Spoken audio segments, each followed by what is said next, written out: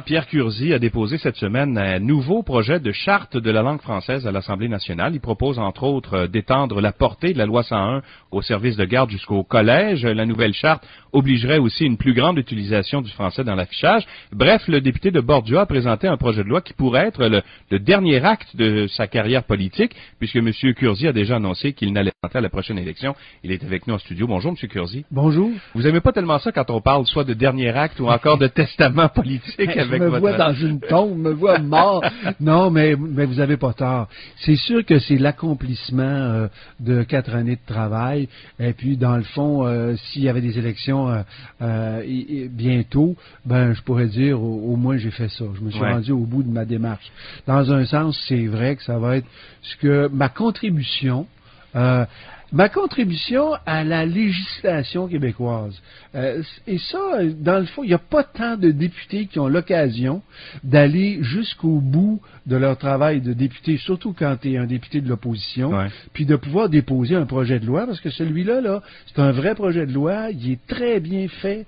On a travaillé de très près avec d'excellents juristes de l'Assemblée nationale, puis on l'a travaillé fort, article par article, mot par mot, même si on n'est pas des avocats. Alors, je suis très fier du travail, que ce soit l'aboutissement du travail qu'on a fait, que j'ai fait avec beaucoup de collaboration de plein de gens pendant 4 ans. Mais c'est ce qui vous a amené en politique beaucoup, ça, c'est la défense de la langue française. Oui, la défense de la langue française, ma conviction en faveur de l'indépendance du Québec, mon souci de la culture, c'est sûr que c'est pour ces raisons-là que je suis venu en politique. Parce que vous avez toujours trempé là-dedans depuis le début de votre action politique. Depuis que vous avez été élu en 2007, vous avez toujours été accolé au dossier de la langue.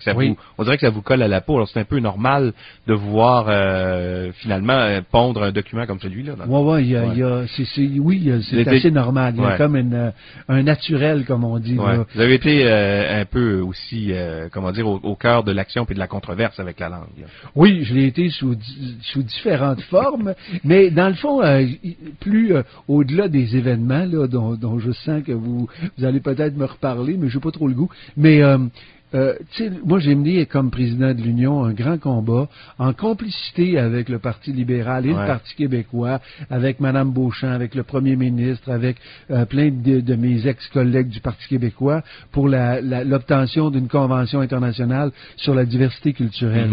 Puis dans le fond, ce dont je me rends compte, c'est que le combat que je mène pour la langue, c'est le combat pour la préservation de la diversité des langues sur la planète. Il y a une menace réelle, et si on n'agit pas pour protéger et faire fleurir cette espèce-là, ben, elle va être balayée par la puissance extraordinaire et la séduction extraordinaire d'une culture et d'une langue anglophone. Ouais. Qu'est-ce qui vous inquiète de la langue française? Est-ce que c'est parce qu'on a l'impression là, que c'est un problème qui est particulier à la région de Montréal?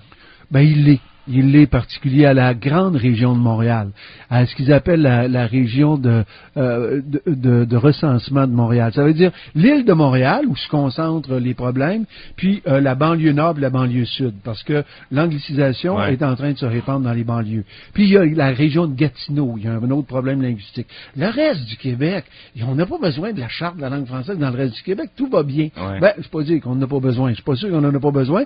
Non, mais c'est vraiment concentré. Sauf que la grande région de Montréal, c'est la moitié de la population du Québec. Donc, s'il se passe un phénomène comme celui qui se passe actuellement, c'est-à-dire des gains majeurs du bilinguisme officiel, pas chez les individus, moi je suis en faveur de gens qui apprennent 2-3 langues. Il n'y a aucun problème avec ce qu'on appelle le bilinguisme de l'individu. Le problème, c'est dans le bilinguisme des institutions, de la langue de travail, de la langue de l'enseignement, de la langue de l'affichage, de la langue de la publicité commerciale. Là, ce qui se passe à Montréal, c'est que c'est en train de se bilinguiser dans tous ces secteurs-là que je viens de nommer. Et si on laisse faire cela, je dis qu'à assez court terme, l'anglais va gagner, parce que l'anglais, c'est comme l'espèce la plus forte actuellement.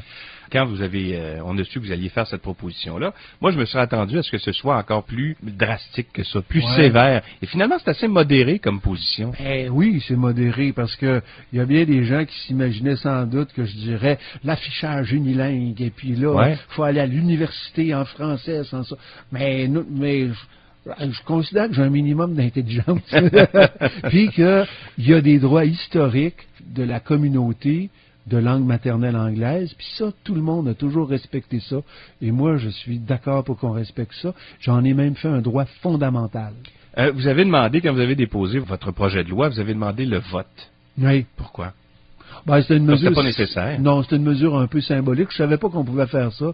C'est ma collègue qui m'a dit, il faut que tu demandes le vote. Mais c'était bien. Parce que le vote était simplement pour dire, je me lève pour accepter le dépôt de ce projet de loi-là.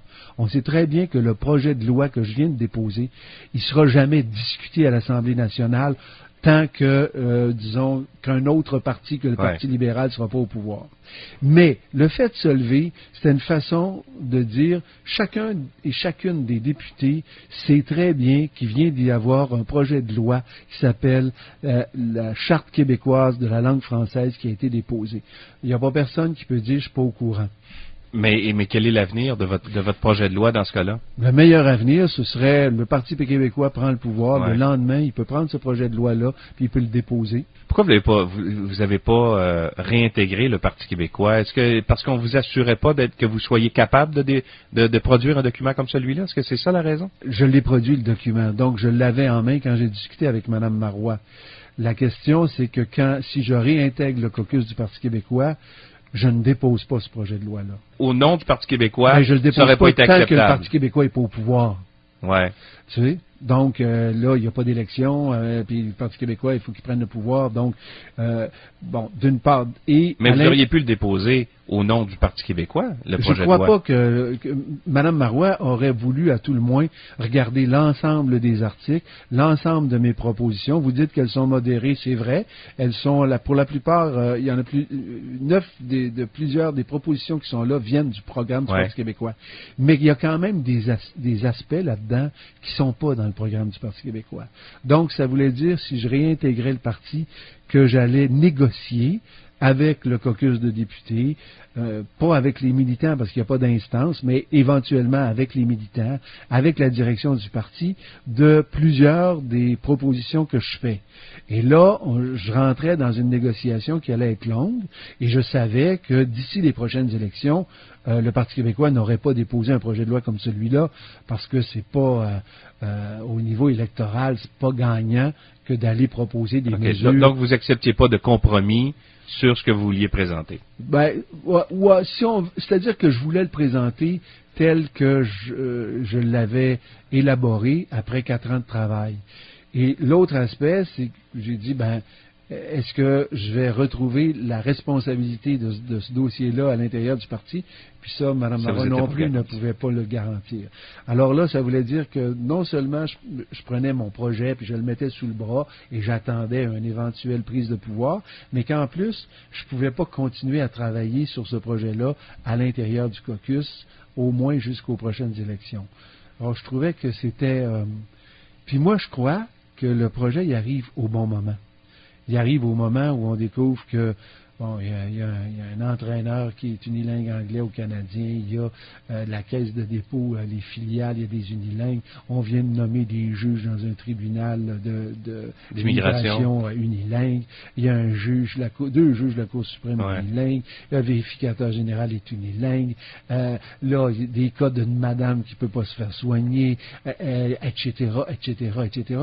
Tous les jours amènent son lot de problèmes linguistiques. Puis là, on a un gouvernement qui fait rien, ou qui fait semblant de faire quelque chose, mais dans les faits, il n'agit pas. Et puis, c'est comme si on était impuissant. Moi, je dis, il est temps qu'on propose des solutions concrètes. Or, une partie des solutions vont relever de la loi. C'est pas la réponse à l'anglicisation de Montréal, là, un projet de loi. C'est comme un outil. Puis si l'outil est bien fait, il peut avoir de bons résultats, comme la loi 101 en 1977 a eu de bons résultats. Est-ce que ça clôt votre épisode avec le Parti québécois? Est-ce qu'une fois que c'est déposé, vous pourriez réintégrer maintenant que c'est déposé? C'est fait, vous l'avez fait, là, vous avez déposé votre document. Oui, effectivement. Peut-être que ça pourrait théoriquement réouvrir une période de négociation. J'avoue que vous êtes le premier à faire passer à ça.